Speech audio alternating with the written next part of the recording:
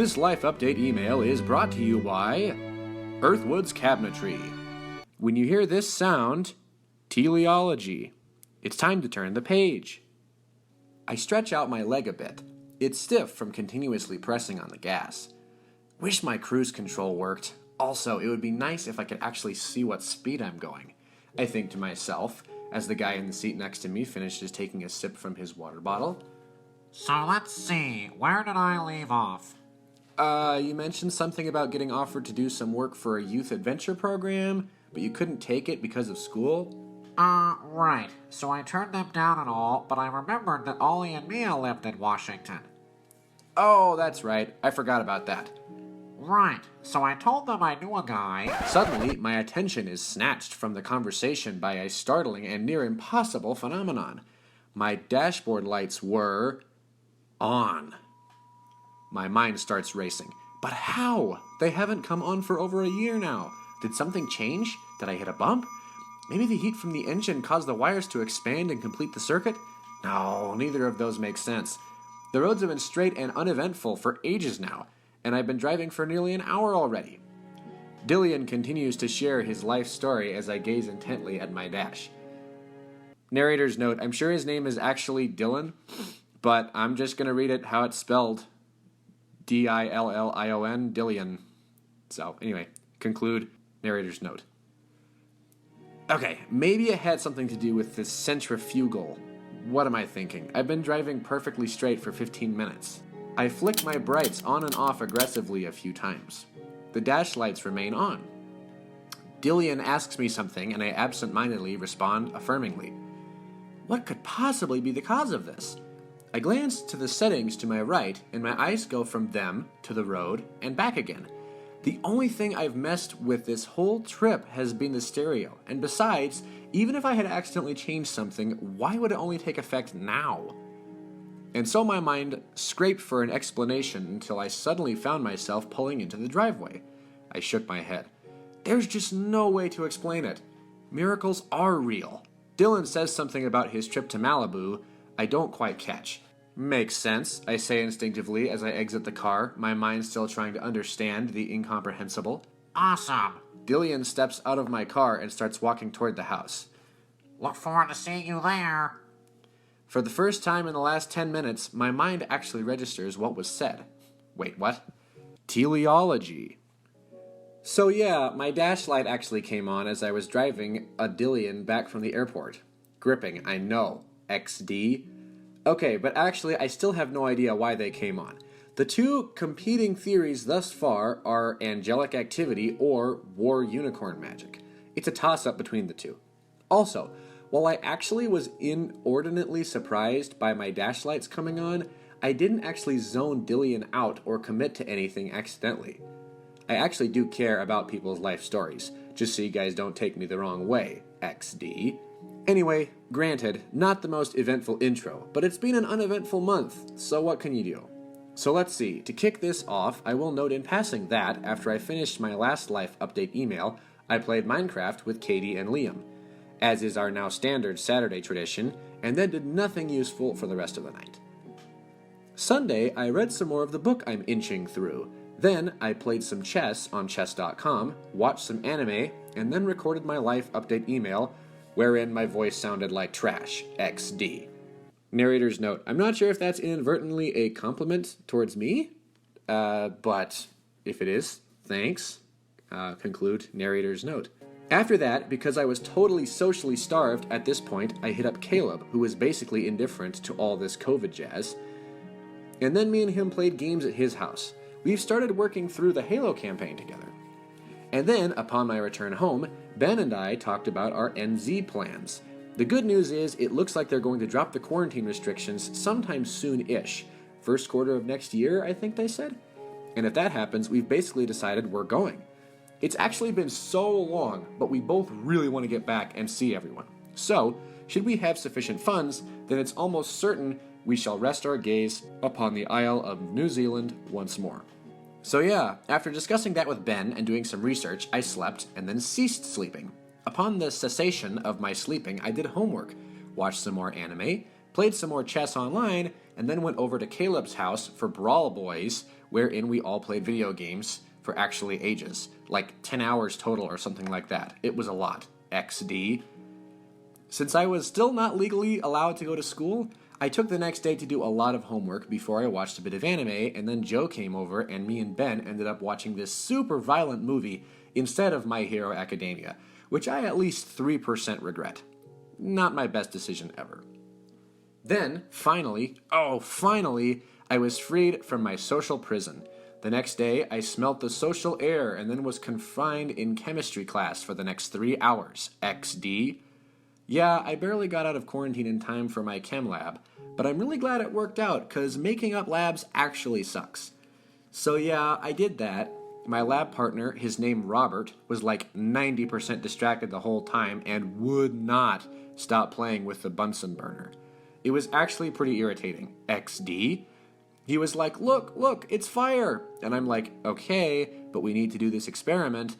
And all he would do is keep playing with the fire. Teamwork sucks. Anyway, did a ton of homework when I got home, cause, as you might expect, I was behind, but after completing much of that, I did get to talk to Michael about some stuff, so that was cool. The next day, I went back to work, did a pretty easy physics lab for a change, which was nice. The one thing I appreciate about science labs is that often the lab itself requires absolutely no cognitive power, as you just have to follow the instructions exactly, and you'll get all the data you need.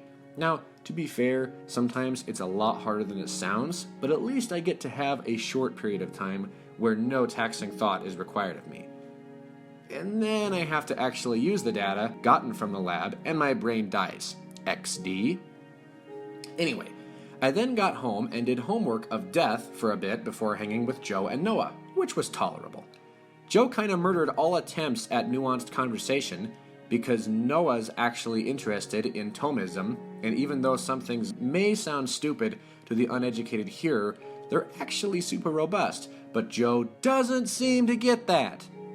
Goes and strangles a kitten. Oh my word. Teleology. Anyway, aside from Joe's plenty of snarky remarks, I was able to communicate at least some things to Noah, so it went well. The next day was the usual work, school, etc. However, unlike usual, I did have a chem exam, which I ended up getting an 87% on. So, not trash, but not what I was hoping for. I then started reading this maximally stupid book that was supposed to be a good refutation of the Thomistic view on natural law, but after I got about 100 pages in, I felt more than justified in deeming it trash, so I stopped reading it. To be fair, I remembered a time in my life where such books would have seemed intelligent to me, but I'm just so far past that now, those books mostly just hurt my soul. Anyway, after that, I listened to this debate between Graham Opie and Ed Fieser, and it was epic! I doubt many of you have ever experienced this, but perhaps the most riveting and exciting spectator sport in existence is intellectually honest debate.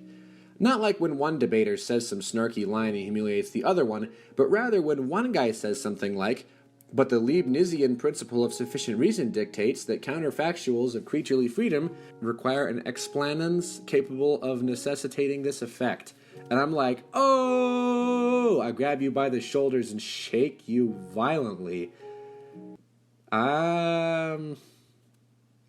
Okay. Did you see that? Did you see what he just did? That's actually a real thing, by the way. That sentence makes perfect sense, and it was things very much along those lines that got me so hyped up. XD. So yeah, this debate was actually gripping, because it seemed like Opie was going to get out of Fieser's argument, but then Fieser pulled an actually genius intellectual move, and gosh, it was so good. So yeah, I listened to that debate, and it was epic. After that, I went to hang out with Braden, and he let me ride with him on his motorcycle. I got to say, after that, motorcycles are now 37% cooler in my mind. Teleology. The following day, I watched some anime, before going on a lengthy walk and trying to memorize some more of the history of philosophy. I'm actually getting really close to finishing the series. Adamson has been at this for 10 plus years, and he's finally got to the Renaissance. XD. So yeah, I won't end up knowing the whole history of philosophy, but I'll get pretty close. After that, I then worked on adjusting and cleaning my rollerblades before playing Minecraft into the night. The following day, I went to church and had a talk with Pastor Kevin, which was supposed to be about reasons not to become Catholic, but it was more like me correcting all the misunderstanding he had about Catholicism and trying to convey to him that it's not nearly as bad as he thinks it is, though there still are some legit weird things.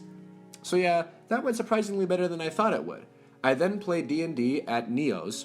Oh, and then Jeremy, if you remember him from John's campaign way back, he showed up and apparently is back in town for a while, so it was cool to see him again. I think overall I like Jeremy. He's definitely akin to John, as his jokes, and that not is a compliment. Oh my goodness, the spelling. But overall, he's often genuinely funny, plus his based outlook on life is also pretty great. So yeah, glad he's back for a bit. Narrator's note, I never thought I would ever hear Alex use the term based. So that's epic. Conclude narrator's note. So yeah, we were all playing Halo after D&D, and then just randomly, Ben, Joe, and Caleb invited themselves over and just showed up. So that was great. XD. But yeah, we ended up all playing Halo together, and it was pretty fun. The next day was Monday, so the cycle of the week started over. Work, chem class, homework, and then Monday night Brawl Boys. Tuesday, I did work, got home, and read a bit of my canon book. Went to physics class, and then started a long chain of Ratio Christie conversations with Alan about free will. You know, I think we might actually figure this out. Breaking with the timeline, at the end of like 3 conversations, we've definitely made progress, and I might be backed into a corner I can't get out of, and have to accept libertarian free will is a thing.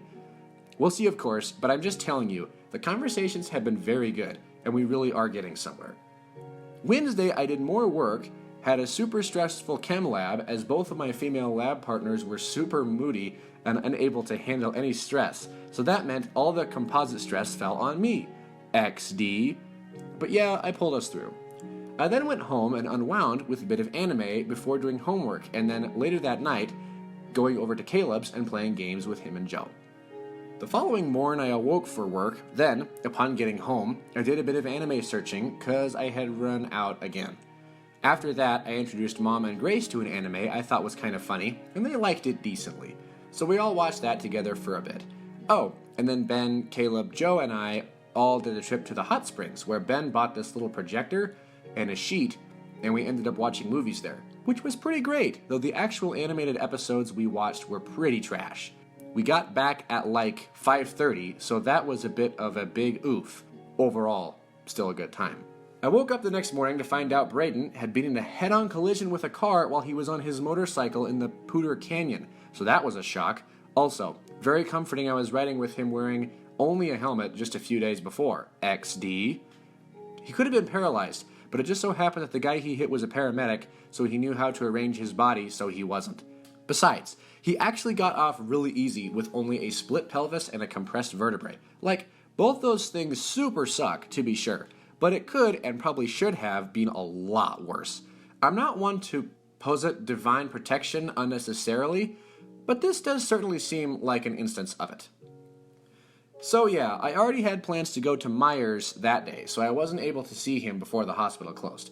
But yeah, the Myers was decent. We played a Nerf war, which was fun, but exhausting. And then we talked about a bunch of stuff, some of which was less than captivating, such as the tale of how some Cuban dictator dude started his own ice cream shop. But anyway, worthwhile overall. Oh, and Naomi was there, so that was cool. After that, me and Caleb met up at Southgate and played Halo there into the night, since we were trying to beat the campaign and all. And that was fun. The next day, a beautiful thing happened to me. See, my little sister Grace has been reading through the Curse of the Spider King series by Wayne Thomas Batson, as per my recommendation, and only recently did she finally finish book 2 out of the trilogy. But see, long ago, when Sydney and I still talked and were good friends, not Neo's Sydney, mind you, the OG Sydney, who I don't know if I've talked about much before. You know what? Tangent. Let me do that. Teleology. This is the tale of the OG Sydney. Long ago, in a distant land far, far away, okay, but actually both those are relatively true, as this took place when I was, 16, and in New Zealand, so, again, relatively true. So anyway, During that time, I was stuck in a little house in the countryside with nothing to do except play video games, explore, and be creative, all of which I did in abundance, might I say. But because I had so much free time and lacked anything that resembled a life, I would occasionally visit the online forums of my childhood favorite author, the aforementioned esteemed Batson. And on one of these very dead forums, I put a post, like a note, in a bottle, cast into the sea, in the unrealistic hopes that it would be read. And surprisingly, a single person, Wait, what? It's gone! Ah, big sad. I tried to look up the forum where I first met Sydney, and it's been deleted. Well, that's a piece of my childhood ripped from my soul. Anyway, I don't remember what her username was, but we got to talking, shared emails, and of course, the first email I sent was like, "Full disclosure, this is not a romantic relationship," because I've always been tactful like that. XD. But yeah, over the next 2.5 years, we sent over 1,000 emails. Yeah, it was a lot of emails, so we got to know each other pretty well. And since we were both into writing at the time, and both were huge fan of Wayne's, I came up with this idea and was like, hey, why don't we each write a fan fiction in one of Wayne's universes, where the other person is the main character, and then send them to each other. And it took a bit, but she agreed, so we got to working on our novellas. Now, originally the stories were only supposed to be around 15,000 words. I think that was the length we agreed on. But, as anyone who writes creatively will know, things evolve and it's often very hard to keep to the word limit you started with. XD. So, during my last summer in New Zealand, I decided to quit playing video games and devote a large portion of my time, averaging about 4 hours per day, to just writing this, what became a novel. So every morning I would hop on my bike and ride to the Hamilton Library, where I would then write for the next however long before heading home. So I toiled like this up until nearly a week before we left New Zealand. And then I finally finished what I came to call Shadowstone. So yeah, that's how I wrote my second book, starring none other than the OG Sydney as the main character, as the very few of you who have read it will recognize. Wink. And then we read each other's stories. It was good, all that jazz. Okay, but her fanfic of me is never getting out. I wonder if I still have that. Teleology. Wow, that was really nostalgic. I really need to reread all those emails someday. It will take more than a day, so some week, XD. Okay, aside from revisiting my childhood, do you know how hard it is to find something in a pile of 1,000+ emails? Actually, it's stupidly hard. You know what? Maybe I'll send her an email asking if she still has it. Yeah, I think I'll do that. Anyway, that was the scenic route about how Shadowstone came to be, and so, all that established, what actually matters is that I situated that fanfiction in between the second and third book in the series Grace was reading. Thus, when she reached that point, I persuaded her to read my book before the third one in the series, and she just so happened to have said it was the best book she ever read. Now, granted, I can count the number of books Grace has read on my 2 hands. Ooh, burn. So I know that's not objectively much of a compliment, but nevertheless, it did feel pretty great knowing that she loved it that much. Talk about delayed gratification, though. Am I right? XD? So yeah, that was a pretty rewarding moment. After hearing such words, I then stopped by a lunch bunch at church, legally robbed them, and then went to go see Braden in the hospital. We talked a bit, but we were interrupted by a bunch of medical things he had to go do. He actually got out of the hospital later that day, so that was great. So yeah, I went from there to D&D, and then instead of doing Bible study at Neo's house, we all went over to Braden's parents' house and did Bible study with him. So I thought that was a pretty considerate move on our part. Then, upon getting back to Neo's, we all played Halo, and Caleb showed up to join us. Oh, also, Caleb and I raced off the line at a stoplight, and my car beat his. Just thought that needed to be pointed out. The next day, the cycle started once again. Work, school, homework, and then Monday night hanging. However, the Monday nights have been better because Noah is really getting into Thomism and asking some good questions. Tuesday, I had work and physics, and then me and Alan pressed on in our lengthy treatment of free will. Wednesday, work, chem lab, talking with Noah, Ratio Christi Noah, about orthodoxy and the talk on fine-tuning I signed up to do.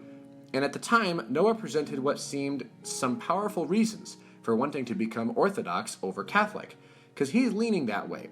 Most all of us in the core Ratio Christi group recognize the weaknesses of the Protestant faith. But I talked to Alan afterwards, and it turns out I had misunderstood the Catholic position, so his objections were not nearly as forceful as they first appeared. After that, I hung out with Michael, and we had a good talk, and then I spent some time with Caleb and Joe, which was once again good. So yeah, overall, socially, quite the eventful day. I got out of work the next day to go to my last CEC advising appointment, which went very well. As long as I don't fail physics, then I should graduate come December. After that, I went to my physics class where I ended up forgetting my computer charging cord, which, surprisingly, was really inconvenient. Only when your computer is dead do you realize just how much you use it for. Anyway, once I drove to Front Range and picked up my cord, then I did some homework and watched some anime. That Friday, I had work and chem class, and I also applied for the FAFSA and got a 0 EFC, which is fabulous because that means, in the government's eyes, I am maximally poor, which means I get maximal financial aid next year. I then went and played soccer, hung out with Grace, and then watched some anime. Saturday, I did homework, donated plasma at CSL Plasma, and it was way better. They actually stabbed me right the first try. It was beautiful. Then I played Minecraft with Katie, Liam, and Noah, and then had a conversation with mostly Alan over prayer and Bible reading. And then Ben, Caleb, and I all played Halo together. Sunday, I slept in, because I was up late playing Halo the night prior. I then played D&D, did Bible study, and then showed Jeremy and John that the Catholic doctrine of purgatory isn't as crazy or as unbiblical as people think, which was a nice change of pace, because a lot of Catholic dissing goes on in that group, and it was good to have an intellectually honest conversation about some of their doctrines. But yeah, later that night, Neo and I walked and talked, and it was really good. We ended up staying up till about 1:30. Teleology.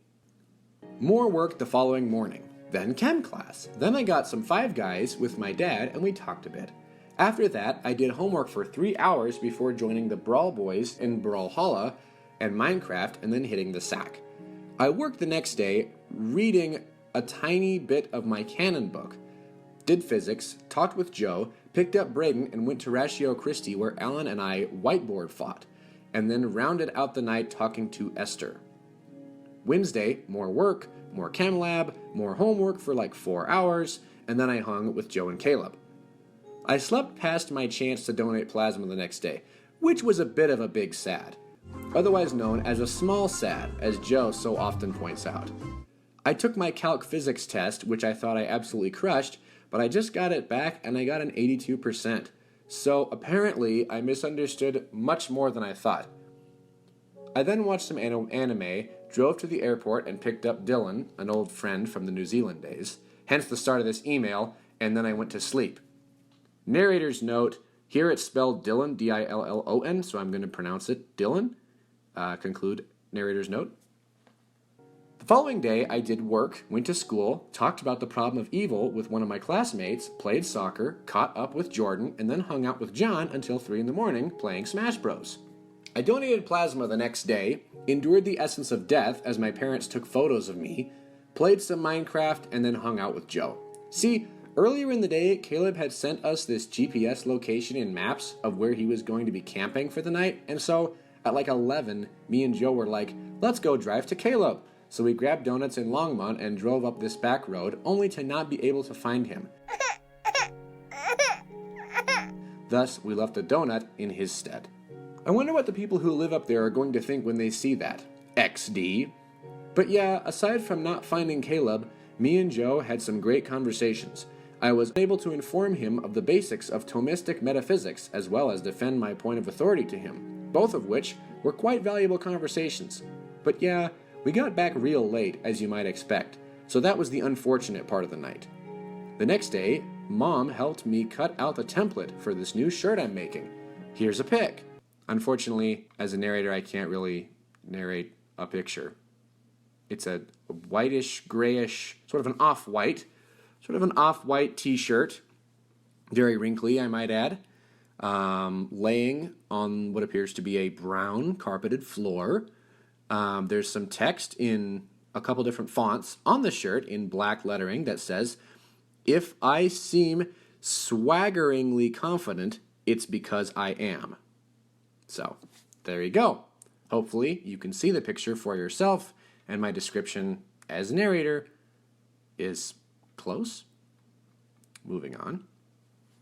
Anyway, then I went to Neo's, did D&D, did Bible study, went on a Walmart run with the gang, and then played Smash Bros. Into the night.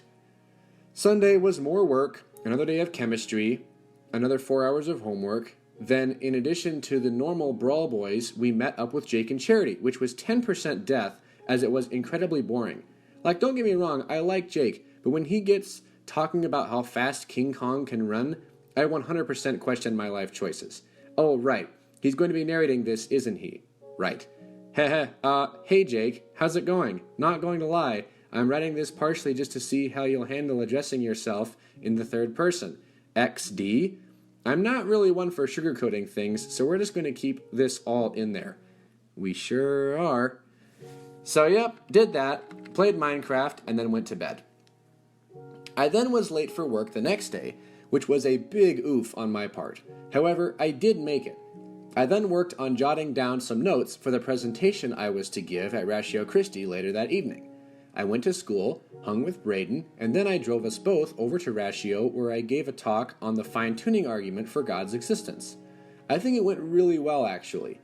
Braden found it so convincing he's now a theist, at least of some sort. He's willing to grant a non-spatio-temporal mind. Plus, I've heard I'm now regarded as an intellectual god amongst the new people in Ratio, so that's epic and terrifying. XD. But yeah, after that lecture, me and Alan secluded ourselves and worked through more free will stuff, and then he, Liam, and Braden and I went over to Braden's house to play some Smash into the night. Wednesday, it was back to the usual. Work, chem lab, lots of homework, and in this case, a bit of time just spent chilling. I also completed a college application form for South Dakota Mines, so we'll see how that goes. I didn't have work Thursday, but I did have school, so I did that. I then got home, did some homework before going shopping, because my family is gone for California for my cousin Luke's wedding right now, and thus I must buy food. And then me and Michael talked for a bit, at the end of which he said he couldn't understand this SEP article, which I, being intellectually competitive, as you spell intellectually, INTELLECTUALYL, intellectual competitive, then spent the next 2 hours reading until 1 in the morning, which was a mistake, because I had physics homework I should have been doing. But I did understand it, so at least that's going for me. XD? Yesterday I had more work, took a chem test, which I don't know the results yet, did homework, played some soccer, and then went over to Noah's place for some lame hangout time. He had the original Smash, and oh my gosh, that thing is so pixelated, it's actually ridiculous. I only won once, which was very vexing. Anyway, once I got home, I watched a tiny bit of anime and went to sleep. This morning, I woke up and got my life sucked from me, and then, upon getting home, finished that shirt I showed you, and have been writing this ever since then. Oh, and I forgot when this happened, but I also printed out Liam's depiction of the D&D party, and it's on my wall now, so that's pretty sweet. So yeah, there you go. Life update email number 39, done and done. Narrator comments. Yeah, being Jake, I would address the comments Alex made about our time, but granted that he is apparently, what was it earlier, strangling kittens? I am not sure I feel comfortable. Yeah, goes and strangles a kitten. Yeah, not sure I feel super confident criticizing this, given that there's a significant chance that if Alex doesn't already know where I live, he could probably find out with relative ease. So, yeah, I'm not going to acknowledge it. Alex is totally right. I am boring, and all I do is talk about King Kong and how fast he runs, which I might add is very fast. King Kong is capable of traveling faster than any man-made object ever, upwards of 250,000 miles per hour, as is on full display in Godzilla vs. Kong, where he travels from the center of the Earth to the surface of the Earth in under a minute, which, for anyone who knows, that's a pretty great distance. Hang on, pulling it up. 6,371 kilometers. I don't speak kilometers. Oh golly, hang on, pull it up. 4,000 miles. King Kong traveled 4,000 miles in 1 minute. 4,000 miles in 1 minute means 240,000 miles per hour fast. So, yeah, and he did it in under a minute. It was more like 35, 40 seconds. So, yeah, upwards of 250,000 miles per hour. Regardless, yeah, that's going to be it for the narration on this Life Update email. Thank you all for listening. Just keep in mind, for all your cabinet needs, Earthwoods is there. This is narrator Jake Voss signing off. I guess the only thing I can do is learn from it and trust that